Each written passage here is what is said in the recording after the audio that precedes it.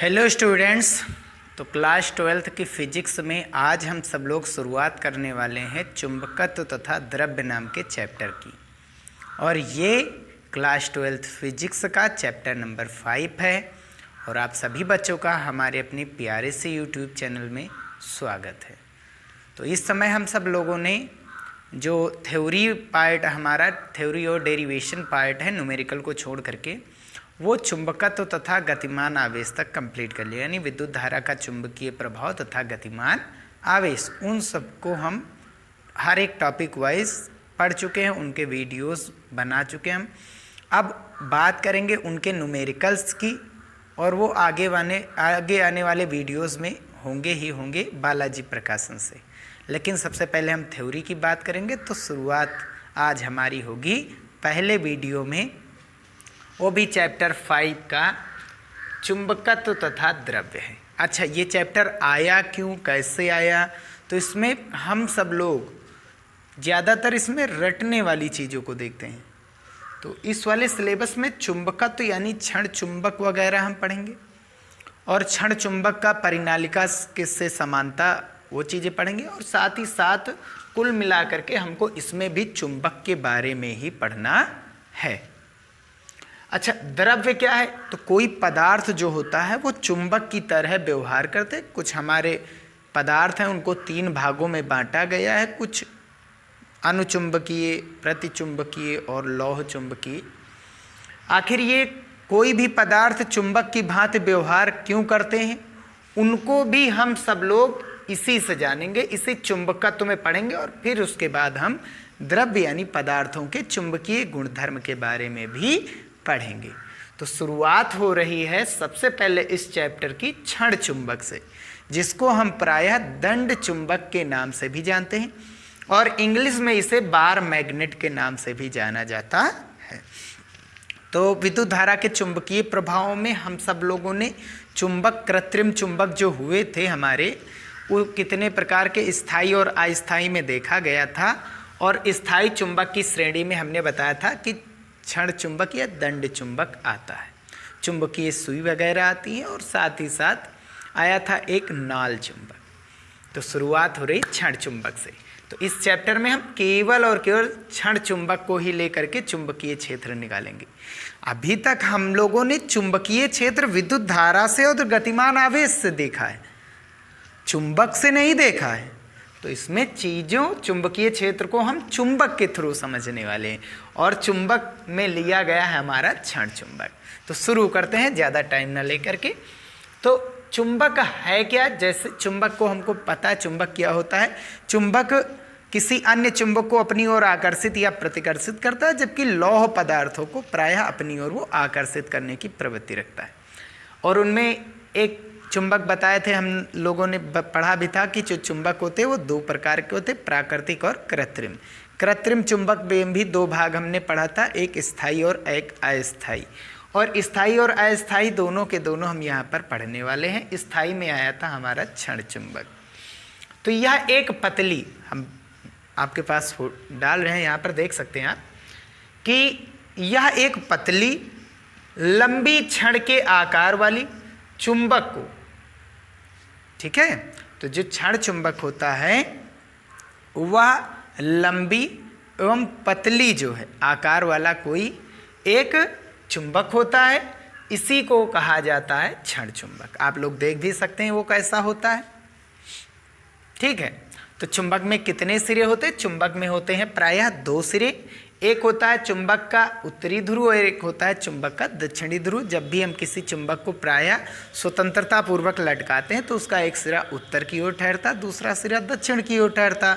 जो उत्तर की ओर ठहरेगा उसे उत्तरी ध्रुव, जो दक्षिण दिशा में हमारे ठहरेगा वो होता है दक्षिणी ध्रुव, ठीक है।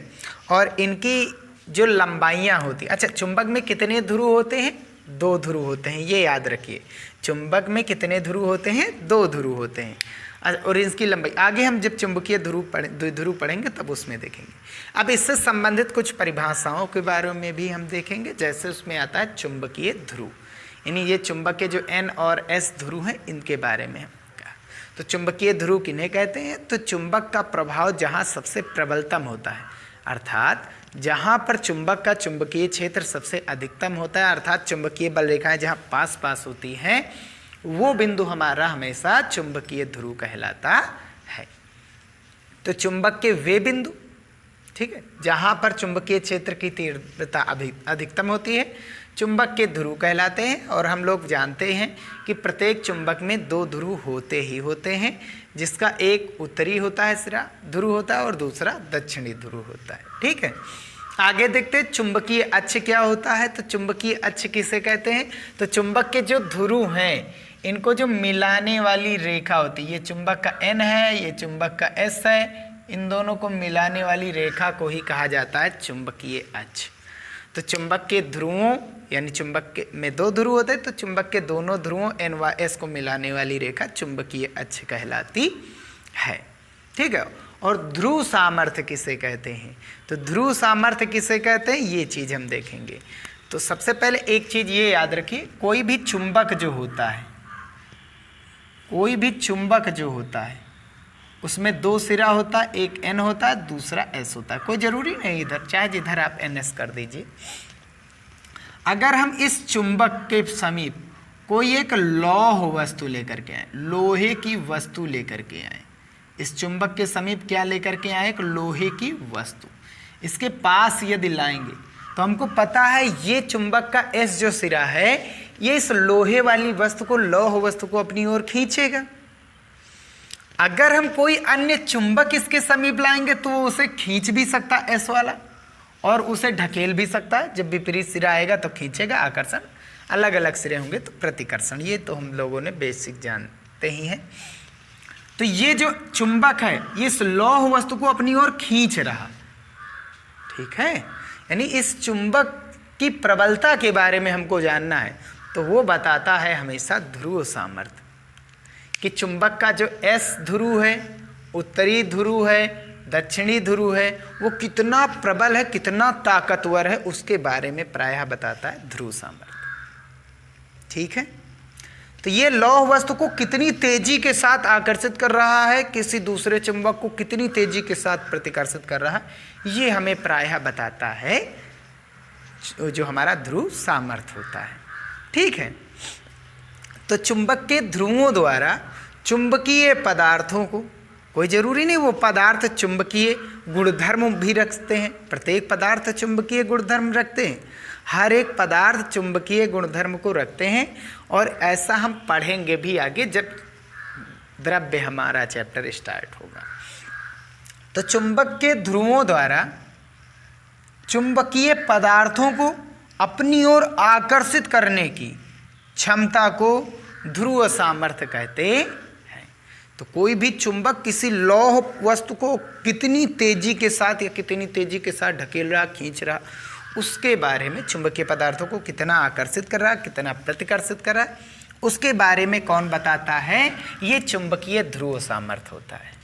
याद रखिए, जो S वाले का दक्षिणी ध्रुव का जो ध्रुव सामर्थ्य होता है वो होता है -m। अच्छा, ध्रुव सामर्थ्य को हम लिखते हैं, ध्रुव सामर्थ्य को हम M से लिखते हैं, छोटे वाले M से लिखते हैं। और जो दक्षिणी ध्रुव होता है उसका ध्रुव सामर्थ्य सदैव याद रखिए क्या होता है? -m होता है। इन चीज़ों को हम एकदम डिटेल्स में जानेंगे जब अभी हम चुंबकीय द्विध्रुव पढ़ेंगे। अभी हम इतना बेसिक जान ले कि है क्या, कैसे होता है। तो चुंबक का जो दक्षिणी ध्रुव होता है उसका ध्रुव सामर्थ्य हमेशा -m होता है, और उत्तरी ध्रुव का हमेशा ध्रुव सामर्थ्य +m होता है। समझ में आई बात ना? तो चुंबक के दक्षिणी ध्रुव का ध्रुव सामर्थ्य प्रायः -m से लिखा जाता है, और उत्तरी ध्रुव को प्रायः लिखा जाता है ध्रुव सामर्थ्य +m। याद रखिए, चुंबक के जो ध्रुव होते हैं उनके ध्रुव सामर्थ्य के मान बराबर होते हैं, ध्रुव सामर्थ्य के मान बराबर होते हैं। इसका भी m होता है, इसका भी ध्रुव सामर्थ्य m होता है, इनके परिमाण बराबर होते हैं, लेकिन प्रकृति अलग होती है। एक का होता है माइनस का और दूसरे का होता है प्लस का। ठीक है, तो क्षण चुंबक के उत्तरी ध्रुव के लिए m जो होता है सदैव वो प्लस होता है, और दक्षिणी ध्रुव यानी S के लिए m क्या होता है? सदैव ऋणात्मक होता है। क्या होता है? ऋणात्मक होता है। आई बात समझ में? एस के लिए ऋणात्मक और उत्तरी ध्रुव के लिए धनात्मक होता है। अच्छा, एम जो होते हैं वो उत्तरी ध्रुव के लिए और दक्षिणी ध्रुव के लिए एम ही होते हैं, ध्रुव सामर्थ्य एम ही होते हैं, बस अंतर किसका होता है, प्लस माइनस का। इसकी अभी हम कंपेयरिंग कराएंगे विद्युत द्विध्रुव के साथ। अभी तो हम ऐसे पढ़ रहे हैं, बेसिक है हमारा, ध्रुव विद्युत द्विध्रुव से तुलना कराएंगे तो बहुत अच्छे से समझ में आ जाएगा ये चीज़। अच्छा, अब चुंबकीय क्षेत्र की तीव्रता क्या होती है? चुंबकीय क्षेत्र तो हमको पता है, तो चुंबकीय क्षेत्र कितना पावरफुल है इसके बारे में हमको जानना है। तो किसी चुंबक के एकांक ध्रुव सामर्थ्य पर, किसी चुंबक के एकांक ध्रुव सामर्थ्य पर लगने वाला जो बल होता है वो चुंबकीय क्षेत्र की तीव्रता कहलाती है। या चुंबक के जो चुंबकीय सामर्थ्य होते हैं वो किसी चुंबकीय पदार्थ पर, किसी चुंबकीय पदार्थ पर कितना बल लगाते हैं, ठीक है। तो इनके एकांक आयतन पर, इनके एकांक आयतन द्वारा या इनके एकांक आयतन पर कोई वस्तु कितना बल लगा रही, भाई चुंबक भी उस पर बल लगाएगी, वो वस्तु भी बल लगाएगी, ऐसी बात नहीं। अगर यहाँ पर इस वाली वस्तु का द्रव्यमान ज़्यादा हो, इसका द्रव्यमान कम हो, तब तो ये खींच लेगा ना इसे, तो दोनों के दोनों बल लगाते। तो चुंबक के एकांक ध्रुव सामर्थ्य, ध्रुव सामर्थ्य का मतलब क्या होता है हमारा, एम होता है। ध्रुव सामर्थ्य का मान कितना लेना है हमको, एकांक का मतलब 1। तो चुंबक के एकांक ध्रुव सामर्थ्य पर लगने वाला बल किसके द्वारा, चुंबकीय पदार्थ द्वारा, वो कहलाता है चुंबकीय क्षेत्र की तीव्रता। या इसका एकांक ध्रुव सामर्थ्य जो होता है वो किसी वस्तु पर कितना बल लगा रहा है वो बताता है। हमने मान लिया कोई एक ध्रुव सामर्थ्य किसी भी चुंबक का, चुंबक एक क्षण चुंबक है, दोनों के ध्रुव सामर्थ्य सेम ही रहते हैं, एक का माइनस होता है दूसरे का प्लस होता है, एन का प्लस होता है एस का माइनस होता है। तो ये ध्रुव सामर्थ्य हमको पता है कि एम होता है। ये एम ध्रुव सामर्थ्य किसी वस्तु पर, लौह वस्तु पर हमने मान लिया कितना बल लगा रहा है, ये एफ बल लगा रहा है। टोटल कितना बल लगा रहा है, एफ बल लगा रहा है। टोटल हमको एकांक निकालना, पहले हमको पता है कि यहाँ एम द्रव्यमान है, द्रव्यमान करें, एम ध्रुव सामर्थ्य है तो एम ध्रुव सामर्थ्य पर कितना बल लग रहा होगा, एफ बल लग रहा होगा। एम ध्रुव सामर्थ्य कितना बल लगा रहा होगा, एफ बल लगा रहा होगा। तो इसका एकांक आयतन वाला, एकांक ध्रुव सामर्थ्य वाला आयतन ही, एकांक ध्रुव सामर्थ्य, आयतन आगे पढ़ेंगे क्या होता है। एकांक ध्रुव सामर्थ्य, कितना ध्रुव सामर्थ्य, एकांक, एकांक का मतलब क्या होता है, एक होता है, एकांक ध्रुव सामर्थ्य पर कितना बल लगेगा, F अपॉन m। भाई हमने मान लिया 2 पेन 10 रुपए के मिलते हैं तो एक पेन 2/10, 3 पेन 15 के हैं तो एक पेन 15/3। आ रही बात समझ में। तो एकांक ध्रुव सामर्थ्य पर देखो कितना बल लग रहा है, एकांक ध्रुव सामर्थ्य पर देखो कितना बल लग रहा है, F upon m, F upon m। यही हमारा चुंबकीय क्षेत्र की तीव्रता कहलाता है। एकांक ध्रुव सामर्थ्य पर F अपॉन m ही एकांक ध्रुव सामर्थ्य पर लगने वाला बल है, और यही हमारा क्या कहलाता है, चुंबकीय क्षेत्र की तीव्रता। इसको प्रायः किससे लिखा जाता है, इसको प्रायः B से ही लिखा जाता है। अच्छा, यहाँ पर हम कुछ चीज़ों को जानेंगे जो कि हमारी ध्रुव सामर्थ्य से रिलेटेड है। नोट में सबसे पहला ध्रुव सामर्थ्य का जो प्रतीक होता है, ध्रुव सामर्थ्य का जो प्रतीक होता है वो स्मॉल m होता है। इसका मात्रक आया कहाँ से, ये हम बता रहे हैं आप। सेकंड, इसका मात्रक क्या होता है, इसका मात्रक हम निकालेंगे। जैसे m को ऊपर कर दें, b को नीचे कर दें, तो m बराबर हमें फार्मूला मिल गया F अपॉन b। ये फार्मूला भी आप याद कर सकते हैं, ठीक है। F का मान क्या होता है, न्यूटन होता है मात्रक, बल का मात्रक न्यूटन। चुंबकीय क्षेत्र का मात्रक न्यूटन प्रति एम्पियर मीटर, न्यूटन प्रति एम्पियर मीटर। न्यूटन से न्यूटन कैंसिल, एम्पियर मीटर कहाँ चला जाएगा, ऊपर। तो इसका मात्रक क्या हो जाता है, एम्पियर मीटर। तो ध्रुव सामर्थ्य का जो मात्रक होता है वो यहीं से आता है, ठीक है, रटने वाली चीज़ नहीं, आता कहाँ से, तो यहीं से आता है। तो इसका मात्रक क्या होता है, हमेशा इसका मात्रक जो होता है वो एम्पियर मीटर होता है। थर्ड, इसका विमीय सूत्र क्या होगा, इसका विमीय सूत्र। तो एम्पियर किस भौतिक राशि का मात्रक होता है, विद्युत धारा, जिसकी विमा ए होती है, मीटर लंबाई की होती है, तो इसलिए क्या हो जाएगा, एल हो जाएगा। क्या हो जाएगा हमारा, एल हो जाएगा। देखते हैं इनके बारे में कुछ और भी चीज़ों को जान ले, ठीक है।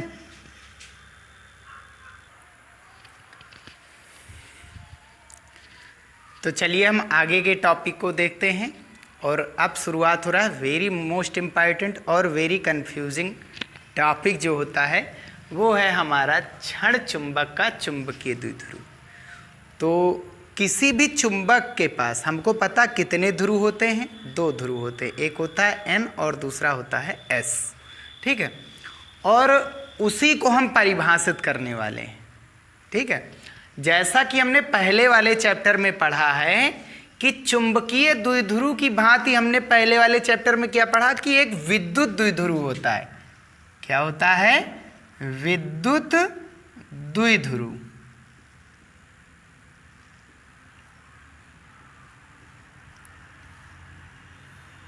अच्छा, विद्युत द्विध्रुव क्या होता था कि इसमें 2 प्रकार के आवेश होते थे। एक आवेश हमारा 2 आवेश होते थे। पहली चीज, द्वि का मतलब 2, ध्रुव का मतलब कोई पोल, 2 स्तंभ होते हैं किसके, विद्युत के। विद्युत कौन प्रदर्शित करता है, आवेश। आवेश ही तो विद्युत के गुण को प्रदर्शित कर रहा है, चाहे वो चल रहा हो चाहे वो रुका हुआ हो। अगर कोई आवेश रुका हुआ है, स्थिर है या गतिमान है, वो विद्युत क्षेत्र उत्पन्न करेगा दोनों केसेस में। लेकिन जब वो गतिमान होगा तो वो साथ ही साथ चुंबकीय क्षेत्र भी उत्पन्न करता है। स्थिर आवेश चुंबकीय क्षेत्र नहीं उत्पन्न करता। तो द्वि का मतलब 2 होता है, ध्रुव का मतलब कोई 2 स्तंभ, किनके, विद्युत के।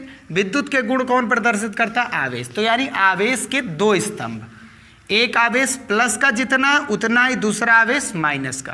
तो जितना एक आवेश माइनस का उतना ही दूसरा आवेश एक क्या होना चाहिए, प्लस का।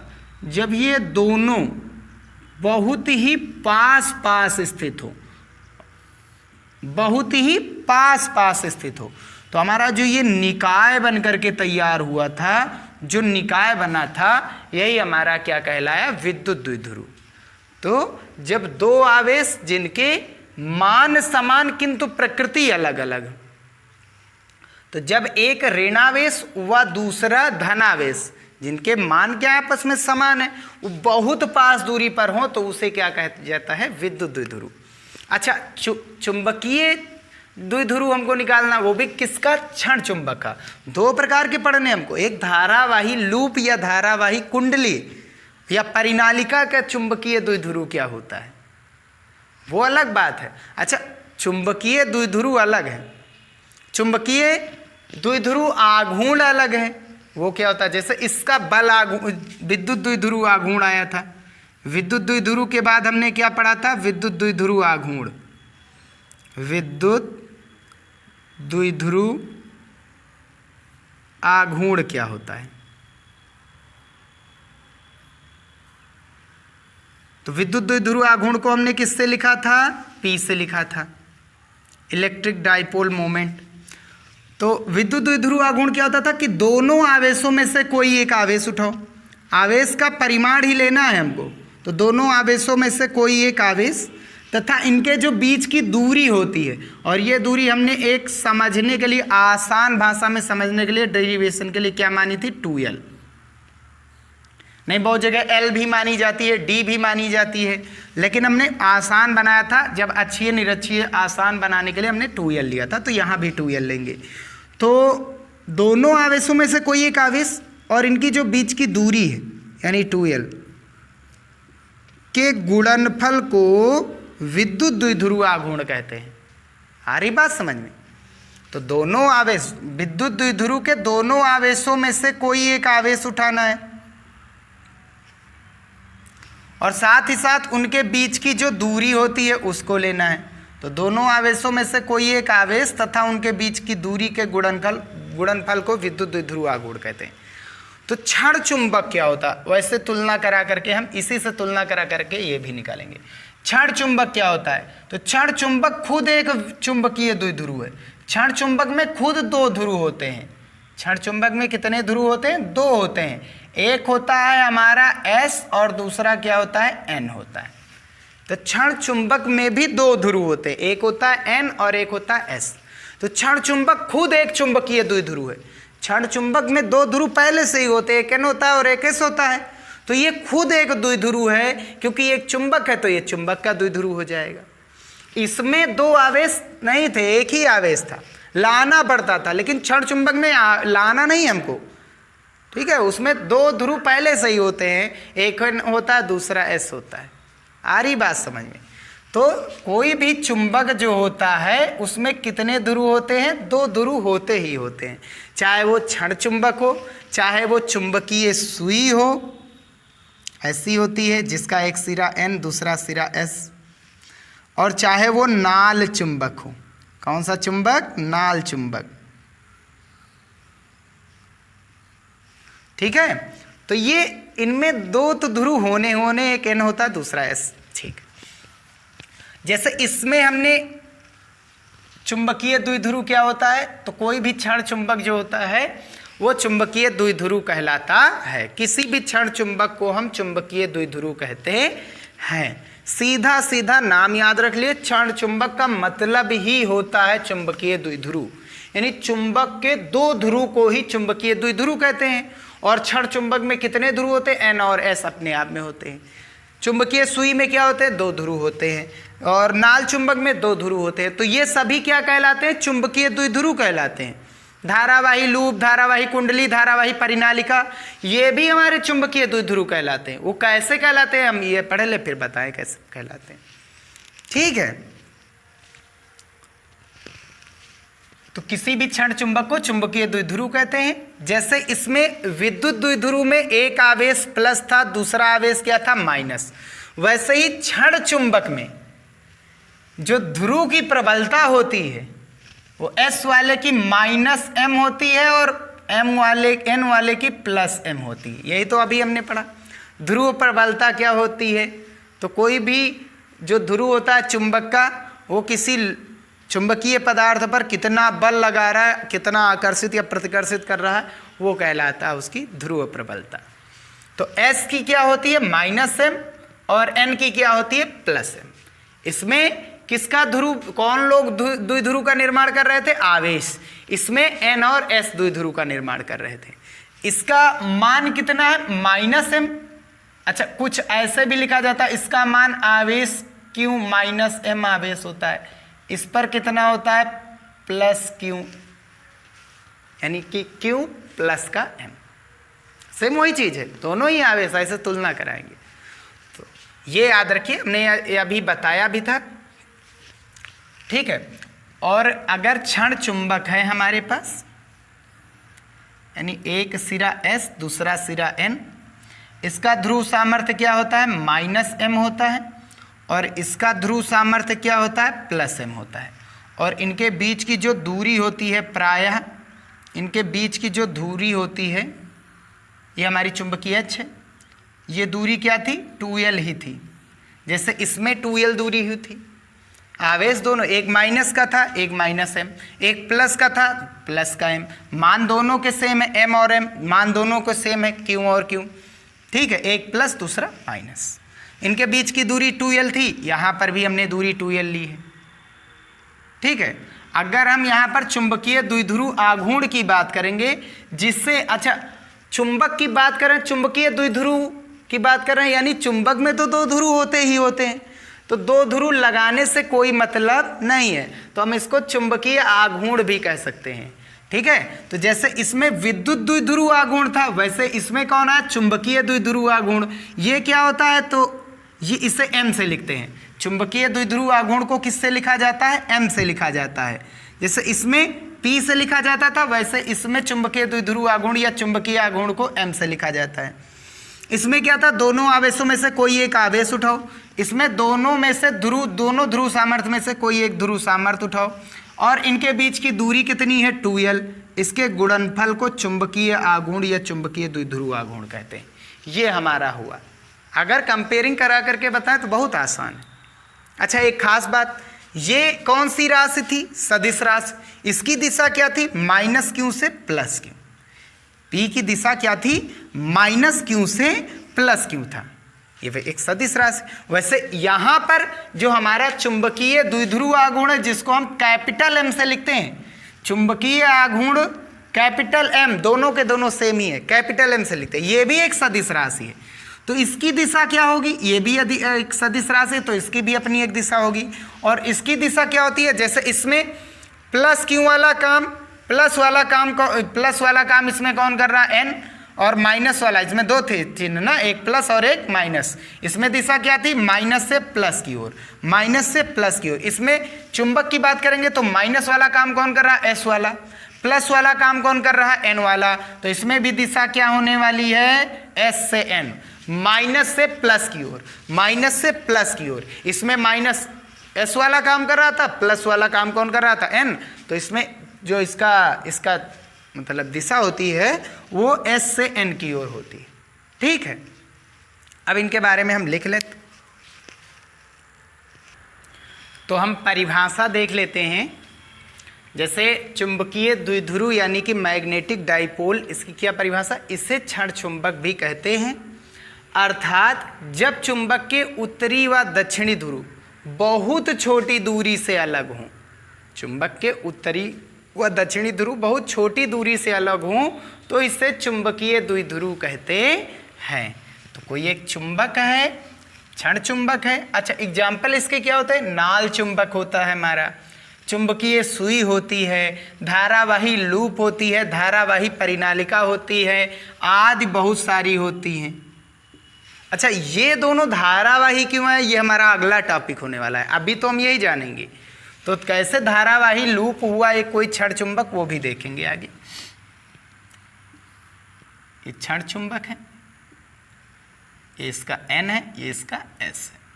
ये दोनों बहुत छोटी दूरी से अलग हो तो इसी को क्या कहा जाता है? चुंबकीय द्विध्रुव कहा जाता है। यानी चुंबक के दो ध्रुव N व S को ही चुंबकीय द्विध्रुव कहते हैं, ऐसे भी कह सकते हैं। चुंबकीय आघूर्ण क्या होता है? इसे चुंबकीय द्विध्रुव आघूर्ण भी कहते हैं। कैपिटल M से प्रदर्शित करते हैं, जैसा कि हमारा विद्युत द्विध्रुव आघूर्ण था। ये क्या होता है? तो हमने बताया था कोई एक क्षण चुंबक लो, ये क्षण चुंबक का N सिरा है और ये कौन सा? S सिरा है। इनके बीच की दूरी क्या लेनी है हमको? 2l लेनी है। क्या लेनी है? 2l। S का जो ध्रुव सामर्थ्य होता है वो -m होता है और N वाले का ध्रुव सामर्थ्य क्या होता है? +m होता है। तो इसका प्रतीक क्या होता है? कैपिटल M होता है। तो दोनों द्विध्रुव के यानी चुंबक के दोनों जो सिरे हैं उसका कोई एक ध्रुव सामर्थ्य यानी M तथा इनकी जो बीच की लंबाई है क्या मानी गई है? 2l के गुणनफल को चुंबकीय द्विध्रुव आघूर्ण कहते हैं। इसका वेक्टर फॉर्म क्या होता है?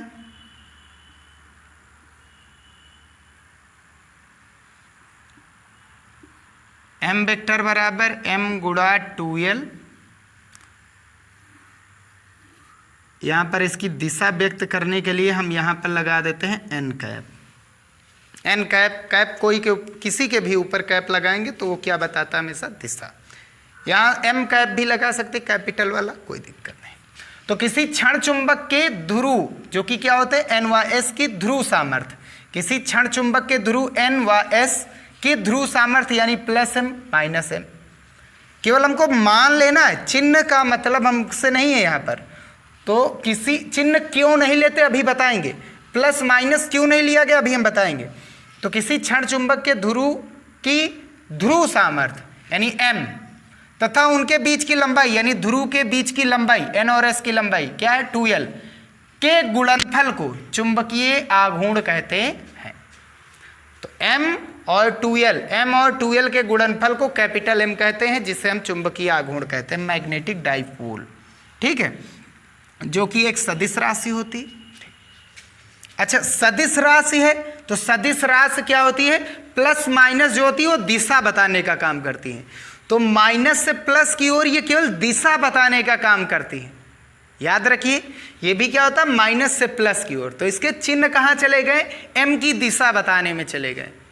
ठीक है, तो नोट में सबसे पहली चीज हम देख लेते हैं इसके बारे में। इसका प्रतीक तो कैपिटल एम हो ही गया। इसका मात्रक क्या होता है? यहां से देखेंगे तो स्मॉल एम का मात्रक क्या आया था? एम्पियर मीटर आया था। स्मॉल एम ध्रुव सामर्थ्य, एम्पियर मीटर अभी पढ़ा है। और 2l क्या है? 2l तो इन दोनों ध्रुवों के बीच की लंबाई है। लंबाई का मात्रक मीटर, तो मीटर गुणा मीटर, मीटर स्क्वायर। तो ध्रुव सामर्थ्य का मात्रक क्या होता है? Ampere metre. लेकिन जो मैग्नेटिक डाइपोल है यानी चुंबकीय आघूर्ण का मात्रक क्या होता है? Ampere metre square. इसकी बीमा क्या हो जाएगी?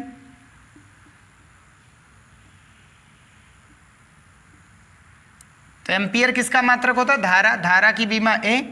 मीटर लंबाई का मात्रक होता है, इसकी बीमा एल। स्क्वायर लगा तो स्क्वायर। तीसरा, राशि कौन सी है?